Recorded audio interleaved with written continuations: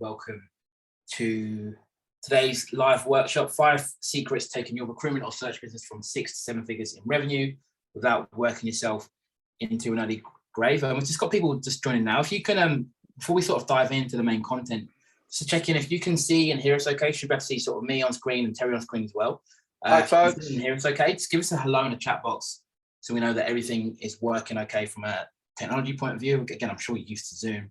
Normally works, but occasionally it doesn't, and then you get occasions where we're speaking and no one can hear us. So again, if you can see and hear us okay, just give us a hello in the chat box. Let us know that everything's working as you're coming in, and we're going to get started in just a few seconds.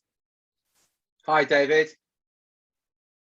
Awesome. Again, if you're just coming in, we're going to get started in just a few seconds. Just want to check that the sound and visuals are working. So if you can see and hear us okay, just give us a hello in the chat box. Let us know that everything's working okay. Awesome. Hi, Andrew. Hi, Daniel. Hi, David. Hi, Harry. So yeah, just type yes or C or hello or whatever in the box so we know you can see and hear us. Hi, Mike. Again, this is 5 secrets taking your recruitment or search business from 6 to 7 figures in revenue without working yourself into an early grave. Again, it's one last time for the last people joining. Just want to check that you can see and hear us okay before we dive into the content. So if you can, just give us a hello in the chat box. Let us know that the technology is working okay, and then we're gonna get just started in just a second. Awesome. Hi, Ollie. Hi, Alfred. Hi, Adrian. Perfect. Hi, Mike.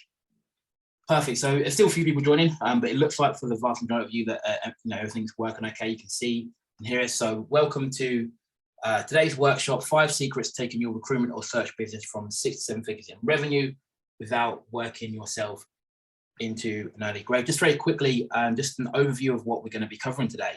We're going to be looking at the fastest path to substantial revenue growth without experiencing burnout, personal burnout in your business. We're going to look at why the majority of recruitment and search business owners get stuck at 6-figure level and stop growing, how to make sure that you're not one of them. And we're also going to be looking at 5 powerful strategies to inject additional revenue, cash, and profits into your business with just a few minor tweaks. Before we sort of check in, I'm noticing some familiar names and familiar faces just in the chat box here, but I just want to sort of get a gauge of, who here is familiar with us and who here is completely new. So if you know who we are, familiar with our content, familiar with our work, give me a number 1 in the chat box just to let me know.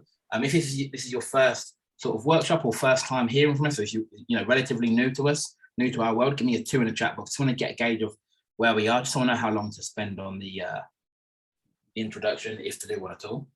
So if you're familiar with our work, give me a 1.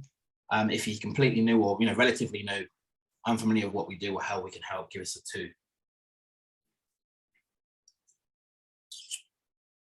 Awesome. Perfect. Thank you. Again, so again, a couple of 1s, mainly 2s, right? So mainly new people by the looks of it. What I want to do is I want to give you a very brief introduction. I don't really like spending too long talking about us and ourselves because I think it takes away from the content. So just very, very quickly, my name is Drew Edwards. This is, of course, Terry Edwards. We are co-founders of a company called MakeMorePlacements.com. Essentially what we do, as it sounds, we help recruitment and search business owners make more placements for higher fees with less work and fewer headaches. We do that essentially by there's 3 main things that we focus on, or 3 main things that we help with. 1, we help you get more conversations, more opportunities with interested hiring managers. 2, we help you convert more of those opportunities into sales for the right fee and on the right terms. And then 3, we help you with systems, processes to help you fill those vacancies, for those job orders, for those assignments, without it taking time and energy away from you as a business owner. So you can, ultimately scale the business and extract the personal income that you want. So that's effectively what we do. I don't want to spend too long talking about it. What I would say though, if you do want to sort of find out more about what we do, how we work, how we operate, probably the best place to get in contact with us, 2 places actually. 1 is LinkedIn. So Terry Edwards on LinkedIn or Drew Edwards on LinkedIn. And then the 3rd place is via our Facebook groups. I'm just going to drop the link in the chat box now. So if you're not already a member of our Facebook group, go and join that now. Also, what we'll be doing after this webinar, this is being recorded. We're going to put the recording in the Facebook group as well. So if you want to listen back, or you're not going to be able to attend the whole thing, that would be a good place to get the recording as well. Again, just want to check in. Does that make sense? Give me a yes or no in the chat box. Is there anything you want to add to that? Yeah, just on the Facebook, we're going to put that recording there. There's also, you can get access to previous webinars that we've done about growing your business. So it's well worth joining the group to get access to the recording of training material at no cost and no obligation. So go across to Facebook, join the group, and you get access to all that. Can someone check in? Does that all make sense? Give us a yes or no in the chat box to make sure we're clear and all on the same page here. Yeah, perfect. Awesome. Perfect. So let's dive right in. Just first of all, just a quick disclaimer before we sort of dive into the main content. One, what we're going to be covering today is, 5, I'm calling them secrets, but it's 5 strategies, thought processes, whatever you want to call it, to taking your business from the 6 to 7-figure mark. These are sort of things that we've found or discovered or I guess observed from some of our most successful clients, those who have sort of achieved the outcome that we're talking about today. None of them are sort of necessarily groundbreaking. I think they are things that I've seen, every single one of our clients who have made that transition.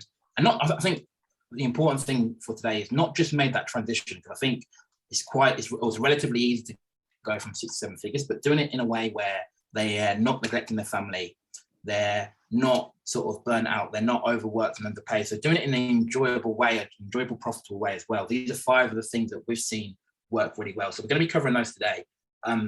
Just a sort of bit of pre-warning. Some of them may sound, I don't know if controversial is the word, but outside of the norms, outside of what you thought or believed to be true. This isn't going to work for you if you're not going to be prepared to step outside your comfort zone, right? Whatever level you're at in business right now, to move to the next level, whether that's 7 figures, whether that's multi-6, whatever it is for you, that's not going to happen without you stepping outside your comfort zone. And same with the strategies in this call today. It's not going to work for you if you're not prepared to change what you're currently doing for the better. Again, as I said, what you're doing, what you've done has got you this far, and that's worked well for you up to this point. To move to the next level, obviously there's going to have to be a change somewhere. So if you're not prepared to change, or you think you think the way that you're doing is going to get you there, then it isn't going to work for you. So yeah, come with an open mind. I'd say as well, like to be fully engaged as well. So you notice often that I'll be going to the chat box, checking in. Does that make sense? Can you hear me? What I'd say for the next sort of 50 minutes or so, be fully engaged. Let me know what's going on. Let us know that you can hear us, you understand. If you don't understand, let us know as well. We can cover something in more detail. But yeah, just be fully engaged and commit to actually paying attention.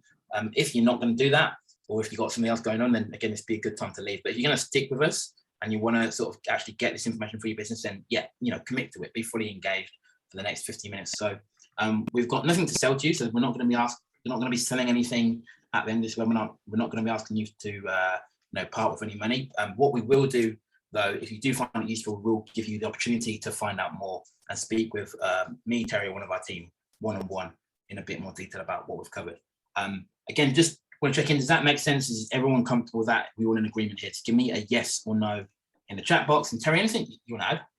Yeah, you probably gathered, you've listened to Drew now for a few minutes, and you've probably gathered that both Drew and I talk pretty quickly, and I appreciate that. And we work hard. I certainly work hard at trying to slow down. So on a serious note, guys, if you don't understand, if you've got any questions about anything, please feel free to ask any questions about anything. We don't mind at all. If we say something and you disagree and you've got another point, well, we're happy with that. Just share with us. What we're doing here, this isn't based on theory. This is based on 20 plus years of doing this. I've worked with hundreds and thousands of recruitment and search firm owners from around the world. I had my own search firm, and I also was employed as a recruitment consultant as well. So we're not doing anything here based on theory. This is based on what we know that works. Alfred, if your line's bad, it's probably your end, buddy. I'm afraid to say, if your line's bad, it may be worth try coming in on a different system. Also, if you've got challenges with your line, if you've got any other tabs open, that can affect it. If you've got any other tabs open on your computer, that can affect the reception as well. Back to you, Drew. Awesome. So yeah, let's get back to the topic in hand. What does it take to go from 6 to 7 figures? So I'm guessing that if you're here today, you're already at the 6-figure mark, or you're already very close to the 6-figure mark, and we want to get to 7-figure mark. Again, I just want to check in. Does anyone know what that is a month? To generate 7 figures in your business. Does anyone know what that is in monthly revenue? Just let me know in the chat box. It's not a trick question, by the way. So David said 100K plus. Again, not wrong. But the official number is 83,333, right? So that's what we're going for per month. But let's stick with the 100K number just for the sake of math as we go through this. So yeah, thanks for that, David. So I guess what I want to know from you now in the chat box is, if you look at your average revenue over the last 3 months, let me know what it is in chat box. You can even send it to everybody by clicking everyone, or you can send it just hosts and panelists, which means it will go to me and Terry. Again, it's all confidential. We can only see your first name anyway, so no one knows who you are. But I want to know, over the last 3 months, what's been your average monthly revenue? So 35K, 21. Again, there's no shame here. It doesn't really matter. Everyone's in different stages of their business. So I want to sort of get an idea of what the gap is for you. Now, what's the gap between where you are now and where you want to get to? 5 to 10, David 45, 22, 25. Okay, some variations, right? Awesome, perfect. So there's, obviously, if you hear, there's more than likely going to be a gap between, where you are now and where you want to get to. And what we're trying to do today is look for things or thought process that we can plug into your business to close that gap, right? We're not going to necessarily get there overnight like that, but, bit by bit, we want to close that gap so we can get to the let's call it 100K plus, or 83,000, whatever you want to call it, in your local currency. So again, I can see in the chat box here, some people are putting sterling, some people are putting dollars, whatever works for you is fine. But that's the aim of today. So I want to check in. Does that make sense? Give me a yes or no in the chat box. And Terry, anything you want to add to that? Yeah, just think you said earlier about, and let's say you're at 40 or 50,000 a month right now. So the gap between where you are and where you want to be is 50, 60,000. That gap, to get to that, additional 50, 60,000 is just the other side of your comfort zone. So as Drew touched on before, you can't get there operating where you are now. You can't get there operating within your comfort zone. So I just want to really emphasize that for you to get to where you want to get to, and to fill that gap, you're going to have to step outside your comfort zone. But here's the good news. Drew and I work with and met numerous solo recruiters who do between 80 and 120,000 a month, every single month. The perception is, they must be very experienced, and they must work in particular markets. I just want to clarify this. I worked with a guy in Canada who had something like 9 months of recruitment experience, who was doing $1 million a year. It's got nothing to do with experience. It's got nothing to do with the market that they work in. We work with guys in food, pharmaceutical, IT, hospitality. They're all doing those kind of numbers. It has got a lot to do with your thinking. It's got a lot to do with the way that they're doing things. So what we're going to be sharing with you today is what we know the most successful guys are doing. And we have a saying, if you do what successful recruiters do, you'll get what they've got. So it might be different to how you think. I'm absolutely positive it's going to be outside your comfort zone, but that's where your success is, outside your comfort zone. Back to you, Drew. And someone check in, does that make sense? Give us a yes or no in the chat box. Just want to make sure we're on the same page before we move on. Terry, you can see the chat box as well, is that right? Yeah. Perfect. Awesome. So look, we're going to sort of run through these 5 secrets quickly. I'm calling them secrets. Again, they're not necessarily, things that you may not know or may not be aware of, but there'll be things that you're not doing or things that you need to improve on. Again, if we're unclear or you're unfamiliar what we mean by any of these, then let us know in the chat box. We can talk about it in more detail. But the first one is, the first thing you need to do is make and this is a constant process, by the way, but it's make evolve from self-employed recruiter to CEO. So evolve from self-employed recruiter to CEO. So what we mean by that is, in the recruitment industry, especially how it is now, you can get to the 6-figure mark or multiple 6-figure mark, effectively running your business or running your business as, as a solo recruiter, or you might even be able to have a team, but you're fully involved in everything, right? You're spinning multiple plates. You're not operating as a CEO, you're operating as a recruiter, but you're just self-employed, right? So you make all the decisions, that all falls on you, but you're still self-employed.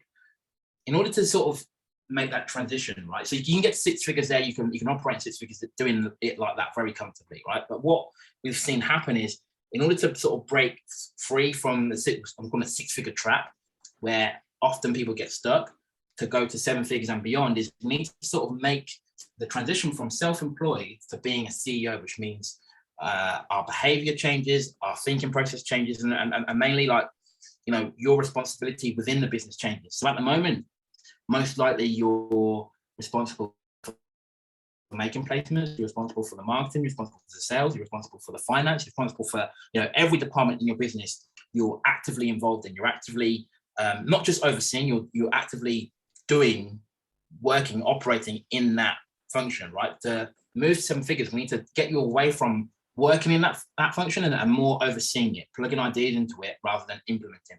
Again, just want to check in, does that make sense? Give me a yes or no in the chat box. And Terry, anything you want to add to that? Yeah, so it's what we call you can work in the business, so you can work on the business. I think probably the best example, if you think of the major supermarket in your country, if you go to the major supermarket and you want to buy some milk and a newspaper, the person behind the counter that's serving you is employed by that supermarket, and you pay for your goods. Alternatively, you can go to your local garage, or you can go to your corner shop and you buy the newspaper and the pint of milk or whatever it is that you're purchasing. Now, the person behind the till there is often the owner of the business. And if they don't open their store at 6 o'clock or whatever, they're not going to generate any income. The CEO of the major retailer doesn't have to sit behind the counter serving the likes of you and I with behind the counter. Majority of recruitment business owners aren't just recruitment owners. They're dishwashers, they're cleaners, they're accountants, they're the salesperson, they're the office manager, they're the recruiter. They're everything. And Drew talks about evolution from self-employed to CEO. A lot of this has got to do with your personal identity. So if your identity is, I've got to do that to get these numbers in, that's more about your identity, because there are recruiters out there right now. I won't give the gentleman's name. Do you know exactly who I'm talking about? Where he wins the business. Average fee is about 33,000 UK sterling, but he's got self-employed consultants that deliver on those assignments. Now, most recruiters, when you have that conversation, they say, "I know, but Terry, I've got to be involved in everything. I've got to manage this process. I've got to interview all the candidates. I've got to go back to the hiring manager." Our client says, "No, I don't actually. My main role in this business as CEO is sales and marketing. I'm responsible for bringing the sales and for the marketing and getting the business, but I get somebody else to do the delivery." This particular client, he went away for 2 weeks on holiday, had no impact on his income whatsoever. He does just over $1 million a year. Is he an experienced recruiter? Well, he's got about 8 years experience. But his identity is, I am more than the dishwasher, the cleaner, the salesperson, the office manager, the recruiter, the accountant. My role as CEO, and he sees the key responsibility, the lifeblood of his business is sales and marketing. The delivery, he outsources to somebody else. Because his attitude is, the most difficult part is actually winning business. And by the way, he works on a retained basis.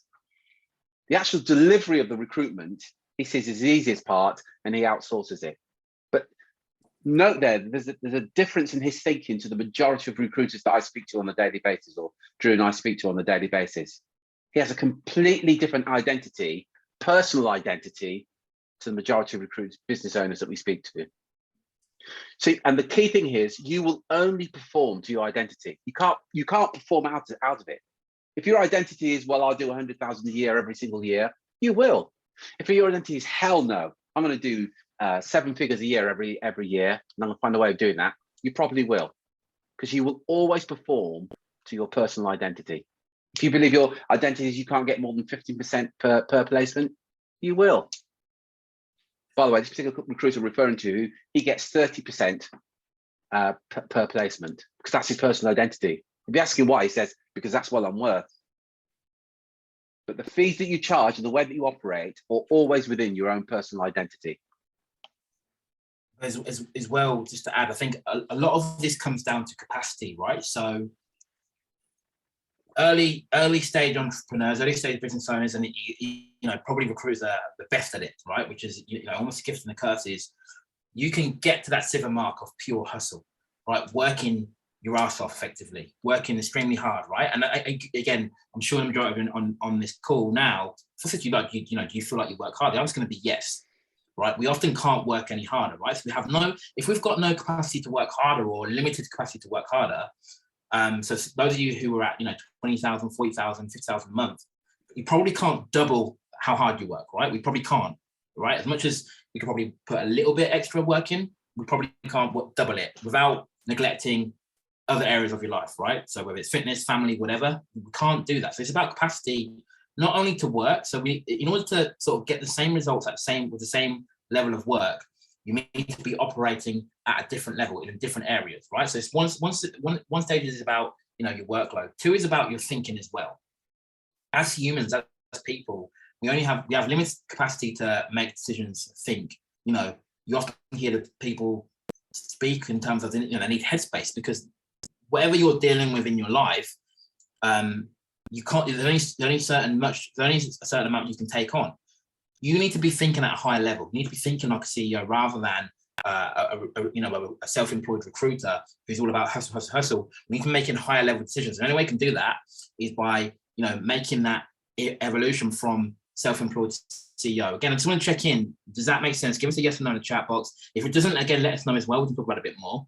But just want to check in if that makes sense. So number one is the evolution from self-employed to CEO. If we don't make that shift, and it's not an overnight thing. It's a gradual thing that we keep working at, right? That you'll never get to the point where you stop developing, stop working, stop building on that part of your, entrepreneurial brain, if that makes sense.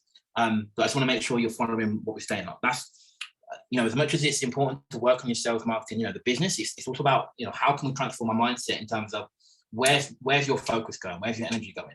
Is it on delivery? Is it on sales? Or is it on actually making bigger, higher level decisions? Terry, you're muted. Yeah, just to add to that, majority of recruitment and search firm owners that we speak to, and they talk about being business owners, but the fact is they're not business owners. They bill, they recruit, and they get paid. So they haven't got a business, they've got a job, and they're their own boss. And for some of you, you've got lousy bosses. Come on, you've got to admit that as well. To get to where you want to get to, you've got to create a business rather than a job that's not reliant on your personal billings. Now you've got a business. And that's the key difference. But that starts with your thinking. You've got to start thinking like a CEO. So going back to the supermarket owner and CEO rather, and the corner shop owner has got to be behind the till serving all the time.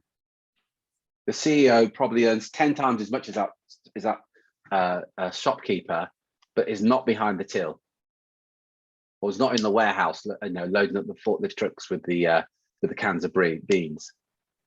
That's the difference. Cool. So number two is profit over revenue, right? We need to prioritize profit over revenue. And again, this sounds sort of simplistic and obvious on one level, but again, maybe you can relate to this. And again, I know I've made this mistake as well. Sometimes as business owners, we get, we have an ego problem, quite frankly. Revenue sounds good. It's what our friends ask about. It's what our family ask about. It's what our colleagues ask about. We always talk about revenue. Even today, beginning this webinar, I said, what's the revenue at the moment, right? And, it's easy to make the assumption that someone doing 50K per month is doing better than someone doing 30K per month, for example, right? I don't know any of you personally, so I don't know, right? But it's easy to make that assumption from the outside. And we've made that mistake in the past as well, even with clients where, they're doing 7 figures and we're thinking they're doing really well. But it's not until you get into the nuts and bolts of the business and you realize that actually, sometimes the business owner doing 7 figures in revenue is earning less personal income than the business owner doing 300,000, right? Because they're overinflated, right? So when I say profit over revenue, again, it's about making that conscious decision. So when, we wanted to make this webinar not just about hitting that 7-figure mark, but doing it without being burnt out, without working yourself into an early grave, whilst maintaining good relationships with your family, your partners, your kids, whatever it happens to be, good relationships with your personal health as well. And a big part of that is not going for a revenue, but more importantly, going for profit, right? So it's easy to have a business that has, to say, for example, 10 consultants billing 100K. Let's say 12 consultants each billing 100K per year each, right? That will take us over that million mark, right? But when you look at it and you look at the headaches and the stress that comes with having to manage 12 billers, compared to you could have a business that we've got soda recruiters who do 80,000 a month plus. Profit, again, same revenue from the outside, profit in soda recruiters is a lot higher. With more profit comes, obviously the ability to take out more personal income, which is, ultimately why we're doing it. But with it comes freedom. With it comes not being overworked. With it comes breathing room for market shifts, right? So again, what's the date today? It's April 2022, right? We're recording this after COVID, after some major recessions, right? During lockdown, during the last recession, during every recession, what we'll see happening is, and you'll see it time and time again, you may have even experienced yourself, businesses that are doing well revenue-wise, who as soon as the market shifts and there's a slight change in revenue or profits, they have to drastically downsize, right?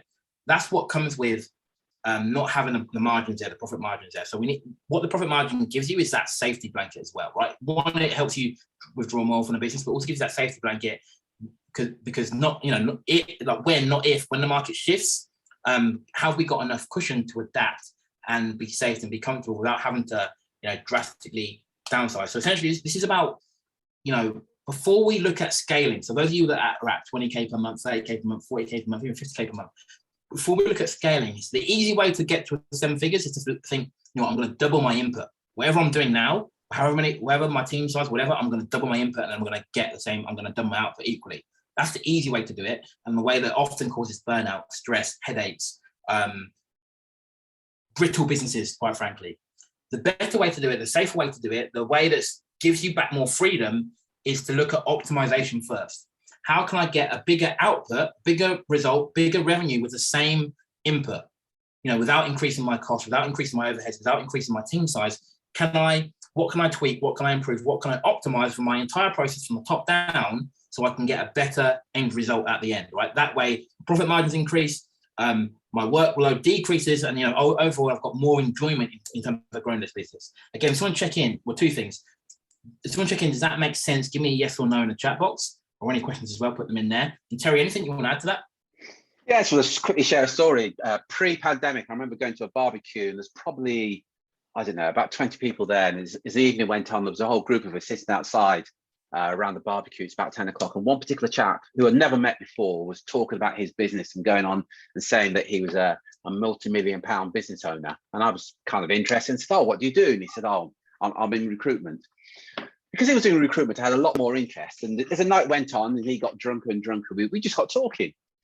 And it then turned out that he was doing 2.2 million a year, but he employed 24 consultants. So I said to him, because those numbers just don't add up, I said, "Are you actually profitable at the moment?" He said, "Well, quite honestly, things are really tight at the moment." But a few hours before that, he kind of got caught up in his own stuff, and he was sitting there gloating about this multi-million-pound business that wasn't making a profit. They worked on contingents. They filled 10% of the roles that they worked on. A number of his consultants, I think he said 8 or 9 of his consultants were actually underperforming. He had major debt because the business was underperforming because he'd got it all wrong. All he was sadly showing off about and telling about was a revenue, multi-million-pound business that he got, but he employed 20 plus consultants and he wasn't making a profit. And it's just, we see it time and time again. And so here's a question, and you're worth considering. And we often find this with businesses where they've got a number of consultants. And the question I asked him was, "Do you know what your cost per placement is? How much does it cost to make a placement?" And it's very quickly look at your number of placements you're making on average per month and what your turnover is. And it turned out his cost per placement was about 5,500. This is pounds, by the way. But he was taking fees of 3,500 sometimes. So sometimes he was making, or this business was making placement, but it's actually costing more than that to actually make the placements. Now, from the consultant's point of view, they don't care. If I'm the consultant employed there, I'm going to argue, "Well, I've made 3 placements this month." As a business owner, should be challenging me, saying, "Yeah, you may have made 3 placements, but we made a loss on them." And we're going to come back to this, about price and what you can do there. And it's very important to get this right. You're in business to make profit, not to increase your revenue. And the amount of times we talk to recruitment business owners and we say, what is it you want? And they say, I want to bring in more consultants because I want to double the size of the business. But if you look very closely at the business, if they do that, they probably won't double their sales. And the argument is, well, if we bring in more consultants, we'll fill more roles. Well, we're going to come on to this in a moment. It's about optimization. If you're working contingent and you're getting 10 roles a month, but you're only filling 20, 30% of them, you don't need to bring in other people to fill the other roles. You need to optimize what you're doing. You need to do things differently. But it's about the profit. You don't need to incur any more costs to increase your profits. But it's just a different way of thinking. It comes back to this thinking like a CEO rather than thinking like, I'm going to hustle a deal here and get something over the line. And we've all been there, myself included, where you think, yeah, let me get some revenue in. But if it's crap revenue, kind of pointless doing it.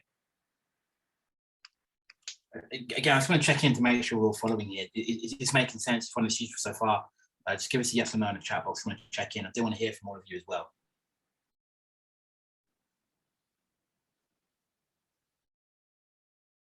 Awesome. Again, yeah, is it making sense? I want to hear from all of you. Those I haven't heard from, give us a yes. Just want to make sure we're all following before we move on. Perfect. Raymond, is it making sense? Marlon, is it making sense? Joachim, Jeremy, let us know if it's making sense. If it's not, by the way, yeah, again, we're happy to have the conversation, like or whatever. What I'd hate for you to sit here think, it doesn't make sense and then not get anything from this. Perfect. Awesome. Good stuff. So again, 1 is evolution from self-employed to CEO. 2 is profit over revenue. Number 3, and again, these are all linked, is what we call premium pricing. And again, this is probably one of the biggest areas we get pushback, right? And don't get me wrong, you can build £1 million business without charging higher fees, right? You can. I'm not saying that. What I'm saying is that if you want to do it with less work, the path to doing that is to charge higher fees, right? And Terry sort of touched on it just there, where we all have, no matter what industry you're in, no matter what sector you're in, we all. Hi, Drew. We've lost you, Drew. So I'm going to take over and just take over about premium pricing. So ultimately, if you're working with a hiring manager and your fees, I'm going to be blunt. If your fees are shitty, if you're kind of pissed off with the fees that you're getting from the hiring manager, one thing that you have to do is you have to look at yourself and go, well, actually, I need to take responsibility for this, because you're not working with not one of you are working with a hiring manager on lousy fees, and you're forced to. Nobody held a gun to your head and said, yeah, you've got to work on those fees. Ultimately, that's your choice. But if you want to grow, if you want to get to 7 figures, so the guys that we're working with who are at 7 figures, they're working at fees of 30,000 plus. They're working on the retained basis. Now, the argument we get at this point is, yeah, but there's more opportunities at 2,000 or 3,000 or 5,000. You're right, there are more opportunities. But think about it. If at the moment your average fee is 10,000, but you're competing with somebody whose average fee is 30,000, you have to fill 3 roles to get what they're getting. All of you must know this to be a fact. The more senior level you work at, the easier it is. That sounds a bit snobbish, I know, but you know that if you're working at a CEO level, director level, C level, the candidates are a lot more professional than if you're working, let's say, and I'm not knocking somebody that works in the warehouse and you're getting fees of 2,000, but you're going to get ghosted at that level. And I'd be interested to get your feedback on that. But if you haven't worked at the senior level, don't take our word for it. Just go and see how much easier it is to work at a senior level. So the guys that are doing 7 figures and doing 80, 100,000, they're only doing 2 placements a month. That's it.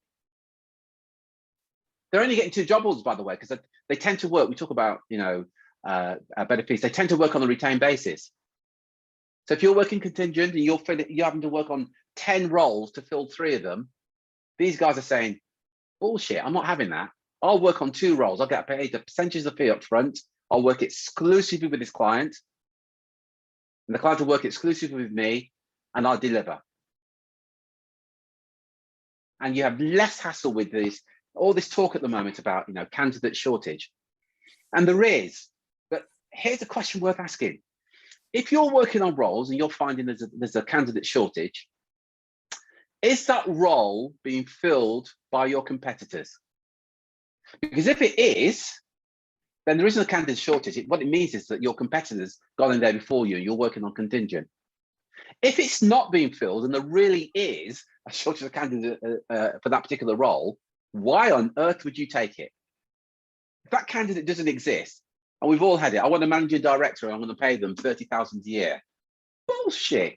That candidate doesn't exist. You don't have to take it. But ultimately, it's your choice. I see Drew's back now, Drew. Can you just talk, see if we can hear you? Yeah, can you hear me? Yeah, you're back, yeah. Yes, my internet dropped out. Again, I missed what you said, but yeah, I was basically saying that, again, in any sector, in any market, the cost of delivery is always, you know, near enough the same. So one of the easiest ways to increase your profits is to charge higher fees, right? And you can either do that by increasing the percentage that you charge, or an easier way is to just move up the food chain in terms of what salary level you work at. And time again, the businesses that have higher profit margins, and then, you know, as a consequence, more freedom for the business owner, higher personal income for the business owner, that's what they're doing. They're not working at the lower level. They go in, you know, right at the top of the food chain and looking for ways to move higher all the time, because that's where, you know, Terry, as you were touching on, one is easier.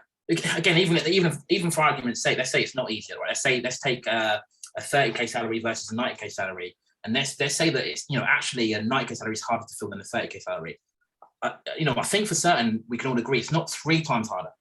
Now, even if it's slightly harder, it's not 3 times harder. Yet we can get 3 times the fee, right? And I think it's easier. And, you know, I think there's people in the chat box saying that it's easier as well. So again, it's not. I'm not saying you have to charge higher fees, and I can get. Again, like I said, this is one of the biggest areas we get the biggest pushback, because everyone's got their own mindset issues about charging a higher fee. Oh, I've never done it before. Oh, there's less opportunity there. Blah blah. All, you know, all this, we've heard it 1,000 times. But if at the very least a percentage of your attention, your focus in your business is not going to look at how can I work at a higher salary level, or how can I charge more, or a combination of the two, you're making it harder than it needs to be. And I've seen, again, that's, you don't have to take my word for it. I've seen this enough times in enough recruitment businesses in enough different countries to know that for a fact. It's not even an opinion anymore. We've seen it time and time again. Again, someone check in. Does that make sense? Give us a yes or no in the chat box. And Terry, anything you want to add? Some interesting feedback here, you know, about working at the low level, or being ghosted, being lied to. And we've all been there, myself included. You know, when you're working at that lower level. And as Drew pointed out, whether you recruit at 150,000 or 50,000, it is actually the same amount of work. It's just 3 times a fee at 150,000. But ultimately, and you'll probably gathered there's a bit of a theme here, that's your choice. It's got nothing to do with the market. It's got nothing to do with the country you're in. It's got nothing to do with the niche that you're operating in. It's about your personal decision. Yeah, you stay within your comfort zone and recruit at a low level, or you go, I'm going to step outside that. And some people say to us, we've got some clients in South Africa, and they say, well, we don't get the wage, we haven't got those wages, we can't compete with them. But you're not restricted to recruit in the country that you live in. Yeah, especially now. It's, you know, it's a different world. So the clients that we're working with in South Africa, as an example, they recruit worldwide. We've got clients in North America that recruit in Europe, and vice versa. Why not? Again, I think, just as a side, it's about asking yourself the question: what's more important to you, the how or the what? Right? Are you more attached to generating that 7 figures in your business, or are you more attached to the how you do it? Right? Because if you're going to be more attached to the how, that's when excuses come out like, my sector don't operate that way. My market don't do that. I can't do that in my country. I can't. You know, all these excuses that people give. When you're more attached to the, you know, the what, the outcome, move yourself into a sector that does allow that. Move yourself into a country, or operate in a country that does allow that, right? Like, again, I'm not even going to buy into the fact that your sector is different, because, again, we've worked enough to know it's not. But even if it is, if you're one of the rare circumstances where your sector is different and doesn't allow you to charge premium fees, don't work in that sector. Before you worked in that sector, you had no experience in that sector. You started working in it, now you've got experience in it. Like, your skill is in the recruiting, not in the sector. The way you build sector knowledge or market knowledge is by operating in that sector, right? Again, it's about the choices you make. Yeah, Davies is saying here, 50% of his revenue, he's based in Canada, comes in the US. Alfred, you've asked the question, will that work after COVID? I'm not sure what you're referring to. But the answer is yes. The answer is yes, though. Nothing we spoke about here is something that doesn't work currently right now in this market. But ultimately, it's your choice.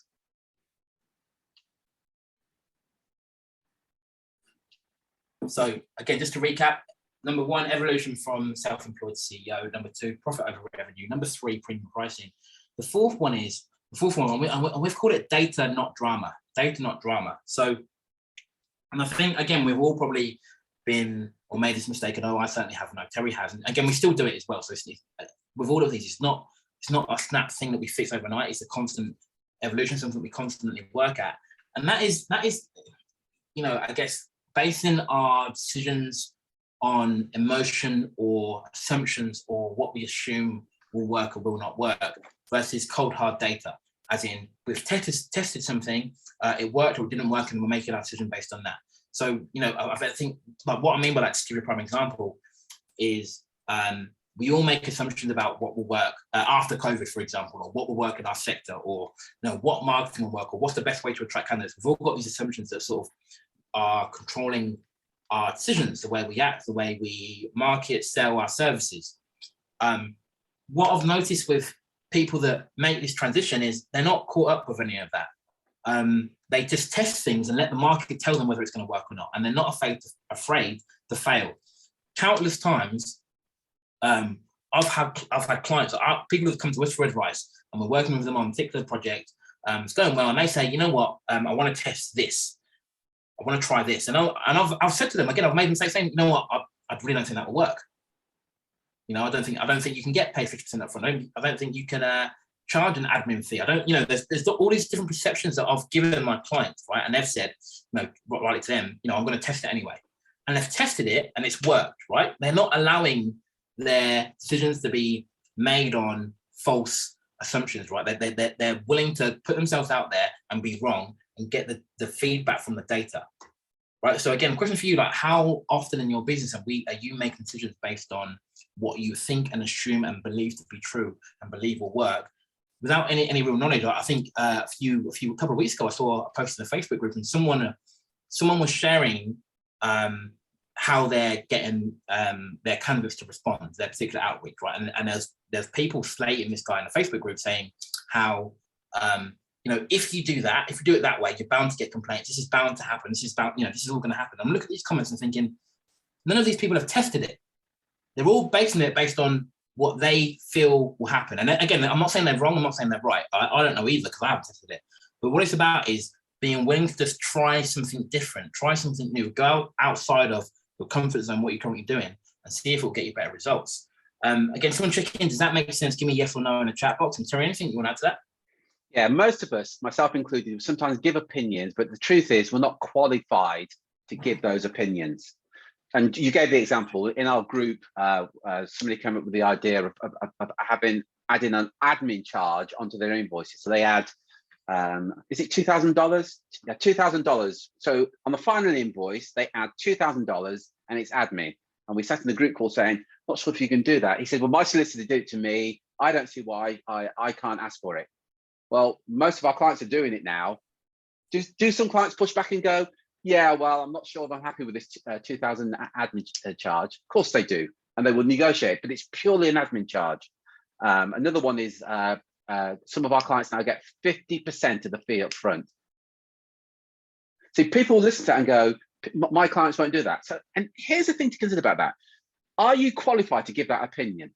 How do you know that none of your clients will pay 50%? So here's what we then get. Well, I asked a couple of clients and they said no. So what you've done is you've identified 2 clients or potential clients who've said no, but you haven't spoken to the whole market. The fact is there's 3 types of buyers. There are premium buyers, the relationship buyers, and the price buyers. Premium buyers make up about 20% of the market. That's why Apple, by the way, the most expensive smartphone in the world, have 20% of the market. Because a percentage of us want the best phone. A percentage of your hiring managers want the best recruitment service. A percentage of the hiring managers don't want the cheapest candidate. They want the best candidate. Again, don't take my word for it. Ask a hiring manager, do you want the cheapest candidate or do you want the best? Invariably, they go, I want the best. They're not buying on price and price alone. But what we do is we get caught up in, Drew said it, in the drama, and it always starts with, yeah, but my market. Bullshit. It's absolute BS. Unless you've asked every single person in your market, you don't actually know. I want to repeat what we said at the very beginning. For you to get 50% up front, for you to get a 2,000 admin charge on top of the invoice, you're going to have to step outside your comfort zone. You can't stay where you are now to get those. Will it create discomfort for you asking for 50% up front? Yeah. Will everybody say no? No. A percentage will go, okay. And if you can communicate the benefit to the hiring manager in doing that, they will. Just to answer your question, Ollie, I don't know if you've ever had any dealings with solicitors, but some solicitors charge you admin charge. They do the work for you and they add on admin charge. The big search firms pull on an admin charge. It's just for admin. By the way, all this admin charge goes on the bottom line. It can be for anything you want. You can tell the client it's for the admin for the work that you've done. Again, yeah, every placement you've made has come with that. You have to do admin, and there's an admin attached to that. It's just whether you charge for it or not. Again, though, like this is a small detail into a bigger picture, right? It doesn't, whether it's admin charge, whether it's a case of, again, we've had clients who, now when retainers, and before that they were saying that no one in the market pays retainers. We've all got this. I mean, I'm including myself in this one. I say we all. I'm not looking down and thinking, oh, I'm not. I don't make this mistake, and I never make a mistake. I do, right? But what I'm trying to say is, we've all got these barriers that are stopping us even trying something because we're making assumptions on what will and will not work. Let the barriers go. Just test it. Again, be prepared to be wrong.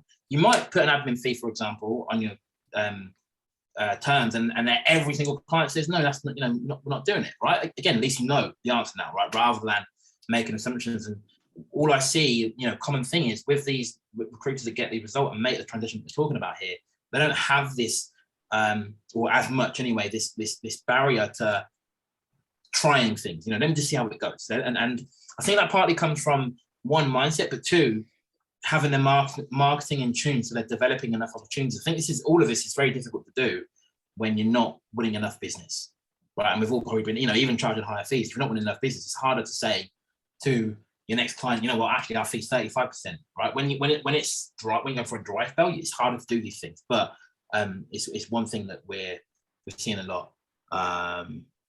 Just have a minimum clause that often works. Again, everything that you do currently in your business started off as an idea that someone had that was at the time ridiculous, and now it's an industry norm. It's just I worked for search firms many years ago, and they would have minimum fees of 15,000, regardless of the salary. We just had a minimum fee.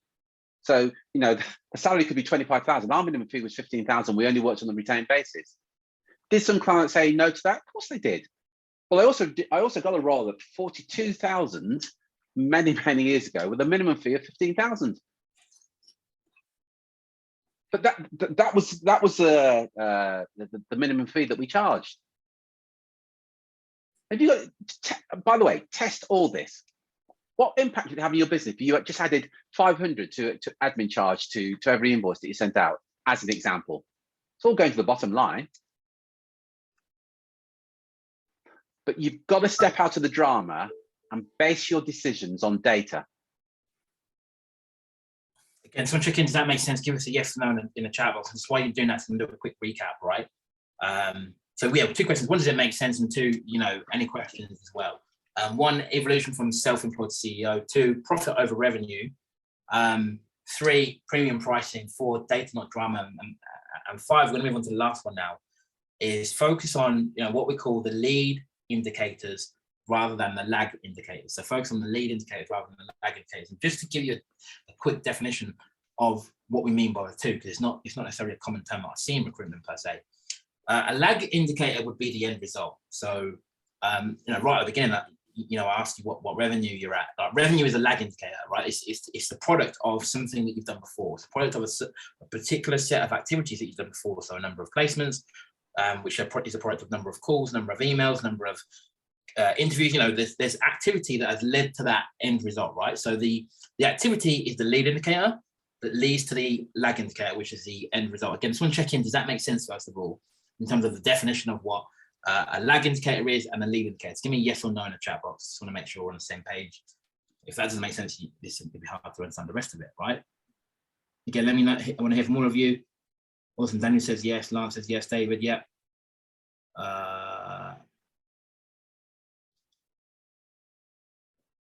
Yeah, awesome. Cool. So one more time, please. So Adrian, a lag indicator would be the end result. A lead indicator would be the activity that led to that result. So let me give you an example that outside of business.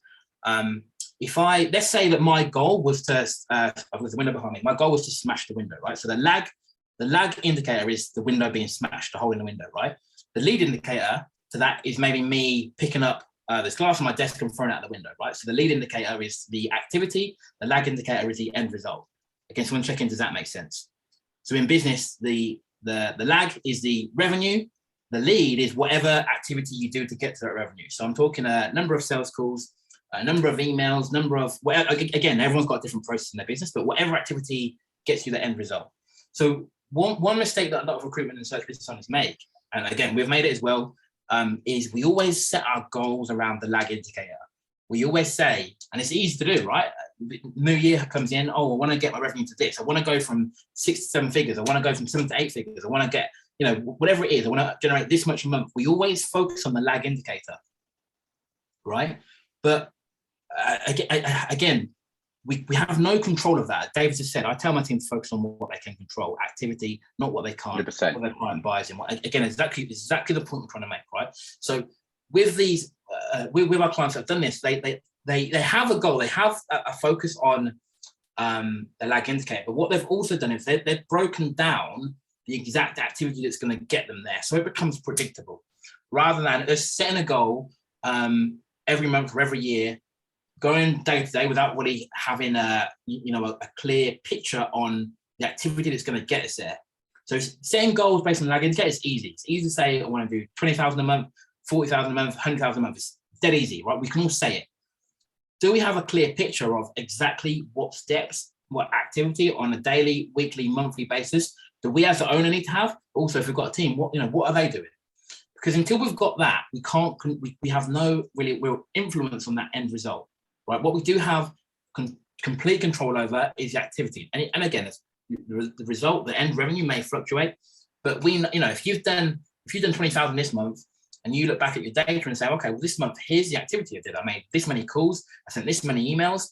I sent this many LinkedIn emails. I connected to this many people. That's the data that you've got already, right? I'm talking about bring the data, not the drama.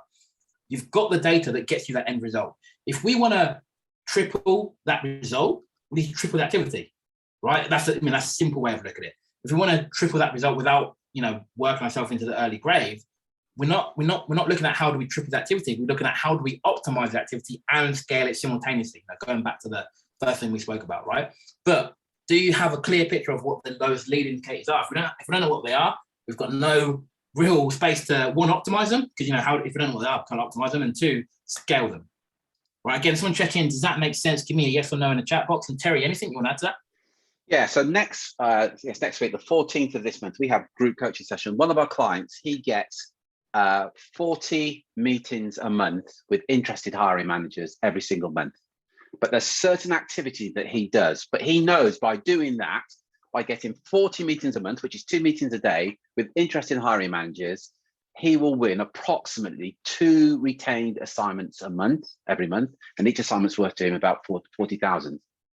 But what he works on in every coaching session, all we talk about are the lead indicators. So the number of meetings he needs to have, the number of emails he needs to send, the number of posts he needs to post on social media, as an example. Because as Drew rightly said, you've got control over that. Will he get every assignment at 40,000 every single? No, because sometimes it's going to be 35 and sometimes it's going to be 45,000. But he's got no control over that, only over his activity. You know, some of you that are a little bit older may have heard a story about the Beatles when they got a tax bill, and they got this massive tax bill, and Paul McCartney and John Lennon talking about this tax bill and how they're going to pay it, and John McCartney said, Paul McCartney said, John Lennon said, my apologies, let's write a song to pay the tax bill. And apparently that's where the song Imagine comes from, because they had control over writing the hit songs. They knew how to write hit songs. If you think about it, you know you need a certain amount of meetings. You've got a team, they need a certain amount of meetings with interested hiring managers. So what's the activity, the lead activity that you need to do to get those meetings? There's certain things that you need to do. Perhaps you need to pick up the phone. Perhaps for every 10 calls you make, you get through to 2 decision makers. And for every 2 decisions you get through to, you may get 1 appointment. Whatever it is, but that you can control, because that's what it's all about. So the lag are the final destination. I want 100,000 a month every month, just over $1 million a year. The lead indicators are the activities to achieve that goal.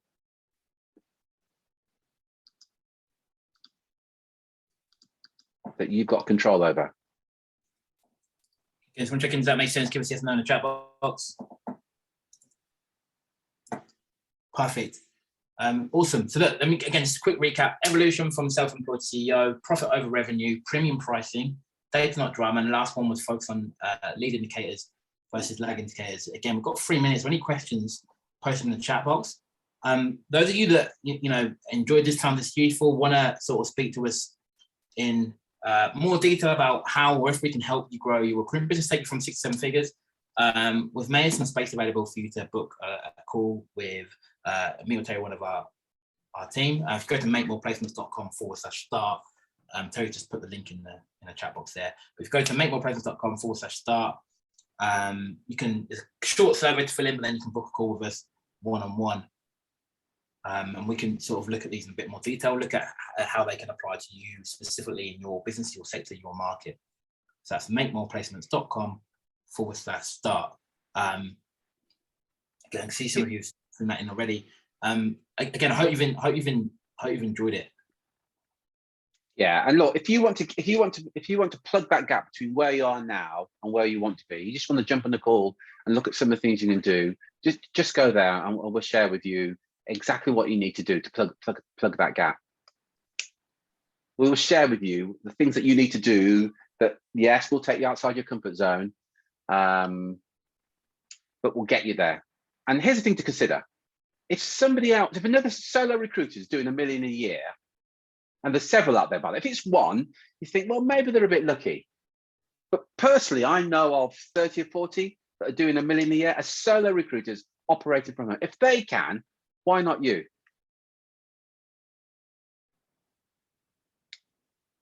And awesome. Thanks for the feedback.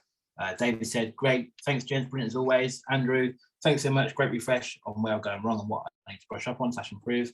Awesome. Thanks, Andrew. Ollie, loved it. Thanks, gents. Thank you. David, really awesome, gents, and confronting. Yeah, but it was awesome. Lance already signed up this morning. Awesome. Oh, great. Lance just signed up. Yeah. Lance. Stacey, much appreciated, gents. Awesome. Good stuff. Well, look, enjoy the rest of the day, week. Again, to get the results from this, you've got to put it into action. Those of you that book calls, look forward to speaking to you very, very shortly. Until then, take care. Take action, and be relentless. Cheers, folks.